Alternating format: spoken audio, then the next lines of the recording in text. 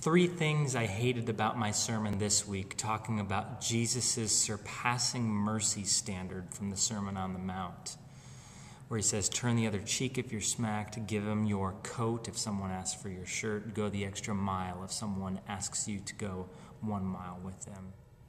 First thing I hated about my sermon is it started with a bang. I was throwing punches, I was telling jokes, I was talking about football, karate, elementary school fights in the woods, people getting in trouble, all the things that would connect with guys because guys like to retaliate physically, brutally. But I'm hammering this dude stuff. I get through it, the guys are attentive. 20 minutes later, half the guys are asleep. Second thing I hated about my sermon was I think I gave just more fodder to the people who love the NRA and not from my cold, dead hands.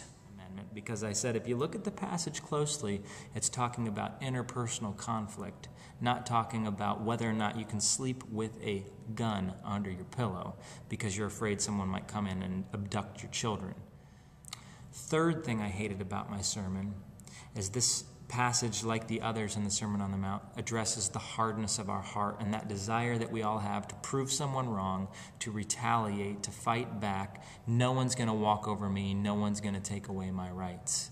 And I really had a chance to punch this by capturing it in just a real brief, concise way, saying it's not about your honor, Jesus says. It's not about your stuff, Jesus says. It's not about your time, Jesus says.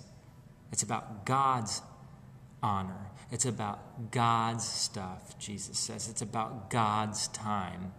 And it puts this back into the theological arena. I have a quote from Timothy Keller that really says, if we get the theology right, everything else falls into place. Quote, if I don't believe that there is a God who will eventually put all things right, I will take up the sword and be sucked into an endless vortex of retaliation.